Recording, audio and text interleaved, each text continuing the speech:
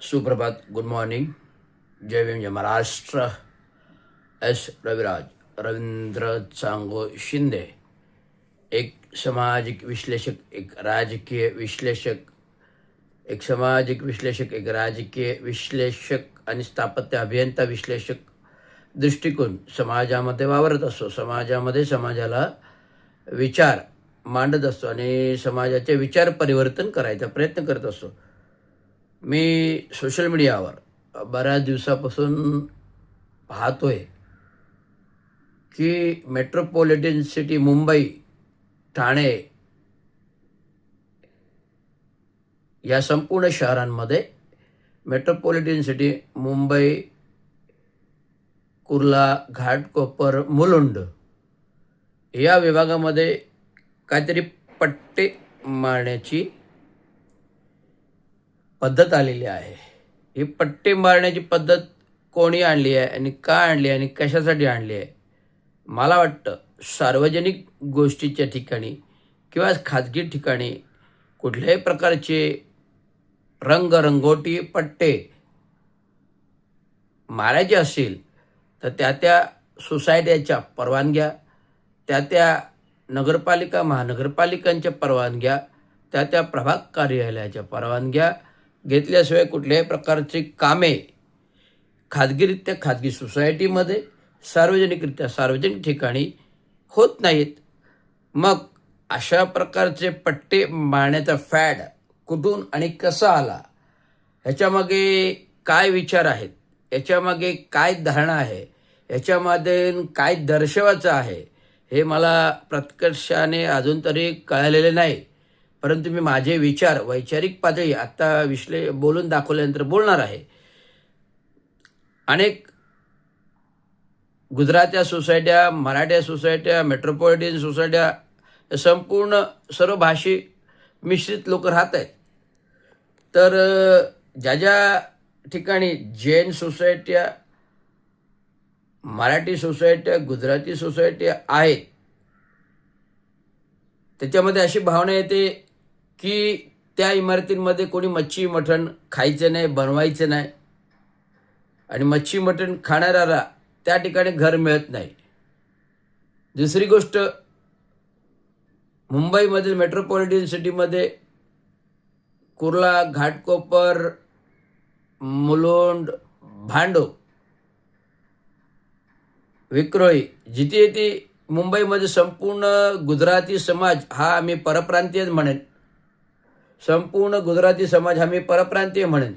हा परप्रांतीय समाज जो येऊन उद्योग व्यवसाय निमित्ताने येतो आणि कायमस्वरूपी वास्तव्य करतो आणि मेट्रोपॉलिटन सिटी मुंबई, महाराष्ट्रातील मुंबई जवळपास उपनगरी शहर आहे. ठाणे, कल्याण, डोंबिवली, वसई, विरार, पालघर हा संपूर्ण क्षेत्र पाहता हे मुंबई मेट्रोपॉलिटन सिटी आगरी, कोळी, महार, चांभार, गुराखी, धनगर अशा सर्व जाती धर्माने वेढलेला समाज आहे. जो गाव खेड्यातून आपल्या मुंबईसारख्या ठिकाणी उद्योग, नोकरी, धंद्यासाठी वास्तव्यासाठी कायमस्वरूपी राहत आहे. संयुक्तिक महाराष्ट्र 1960 घडला आणि 1950 पूर्व जी लोक व्यवसायानिमित्त महाराष्ट्रात आली त्यांनी मराठी शिकली, मराठी जोपासली, मराठी संस्कृती घेतली. अशा लोकांना महाराष्ट्रात राहण्याचा अधिकार प्राप्त होतो.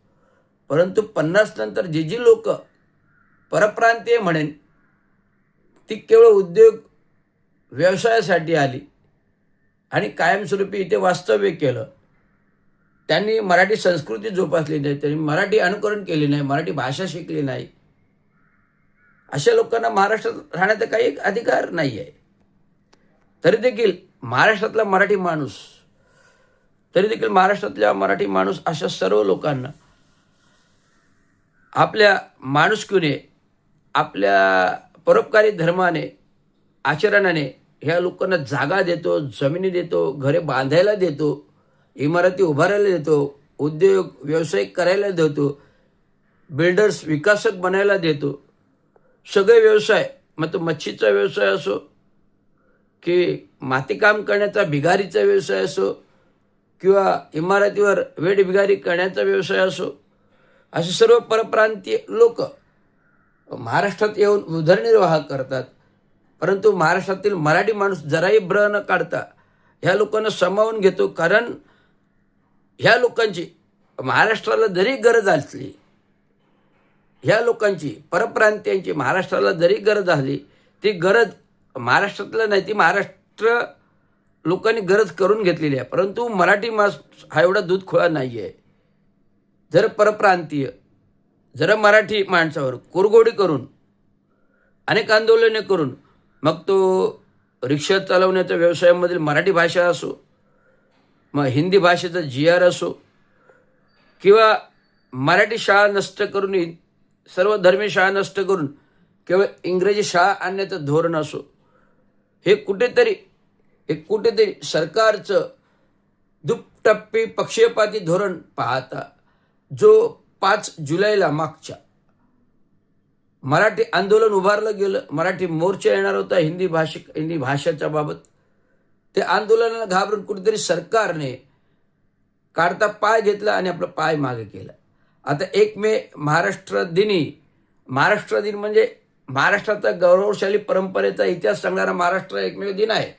ज्यावेळेस संयुक्तिक महाराष्ट्र एकत्रित झाला आणि गुजरातीला वेगळे केलं, अशा दिवशी महाराष्ट्र दिनी मराठी भाषा सक्तीची करण्याचा जो काही निर्णय मंत्री महोदयांनी घेतला होता, तो केवळ आणि केवळ तो अत्यावश्यक होता.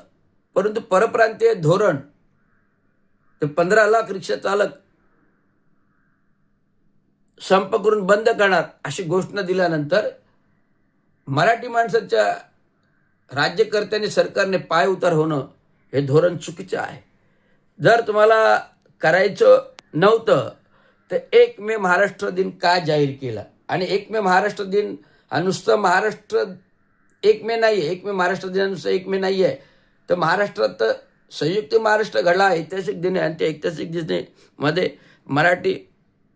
महाराष्ट्राचा अपमान करणं हे मंत्री महोदयांना पण योग्य वाटत नाही. आणि म्हणून महाराष्ट्रामध्ये मराठी माणूस जोपर्यंत आहे, महाराष्ट्रामध्ये मराठी माणूस जोपर्यंत आहे, तर कुठल्याही परप्रांतीयांना आक्रमण महाराष्ट्रावर करू दिलं जाणार नाही. ही भूमिका आहे संपूर्ण मराठी माणसाची. आणि जर खरोखर परप्रांतीयांना जर महाराष्ट्रात राहायचं असेल तर गुण्यागोविंदाने राहा, रोजीरोटी व्यवसाय कमवा, परंतु महाराष्ट्रात येऊन राजकारण करून नेतेगिरी करू नका. हे तुम्हाला आवर्जून इशारा आहे एस रविराज रवींद्र साहेब. म्हणून सरकारला विनंती आहे, जोपर्यंत परप्रांतीय लोंढा महाराष्ट्रातून हद्दपार होत नाही, तुम्ही महाराष्ट्राचा कितीही विकास करा, तो तोकडा पडणार आहे. पुढे प्रशासनाला जड जाणार आहे. आपण कुठकुठल्या सुविधा परप्रांतीय देणार. आज परप्रांतीय आलेला बाहेर त्याला आपण सर्व सोयीसुविधा देतो, घरे देतो, राहायला घरे देतो, सगळ्या नागरिक सुविधा देतो. परंतु ह्या नागरिक सुविधा कितपर्यंत देणार, हा महाराष्ट्रावर ते ताण वाढत चाललेला आहे. तर कुठेतरी कमी झाला पाहिजे. त्यामुळे हिंदी भाषा आणि मराठी भाषा दिवसेंदिवस वाद वाढतोय. आणि यात पट्टे मारण्याची, रंग मारण्याची प्रथा ही काय दाखवते, तो 2 धर्मांमध्ये तेढ करण्याचा प्रयत्न कोणतरी करत आहे. याच्या सरकारने ह्याला आळा घालावा अशी सक्त विनंती आहे. आणि अजून एक सांगतो सरकारला की सरकारने एक अधिसूचना तयार करावी. जी लोक 50 वर्ष आधी आलेली आहेत त्यांना अधिकार आहे काही संस्कृती, जे 50 वर्ष फक्त रोजीरोटी व्यवसाय करता आलेले आहेत त्यांनी 58 वर्ष झाले का महाराष्ट्रात सोडायचं आहे. जसं सेवा कर्मचारी रिटायर्ड झाल्यानंतर तो आपापल्या गावी जातो, त्याप्रमाणे परप्रांतीय आलेल्याने 58-60 वर्ष झाले की आपापल्या परराज्यात जायचं आहे, त्यांना वयमर्यादा घालून द्या अशी अधिसूचना करा आणि मूळ अधिनिवासी कायदा करा. मूळ आदिनिवासी कायदा करा. मूळ आदिनिवासी कायदा हा त्या काही लागू आहे, तो कायदा मूळ आदिनिवासी कायदा लागू करा सरकारने आणि अधिसूचना काढा, तरच परप्रांतीय लोंढा येण्याचा थांबेल. एवढंच सांगतो. धन्यवाद. जय भीम, जय महाराष्ट्र.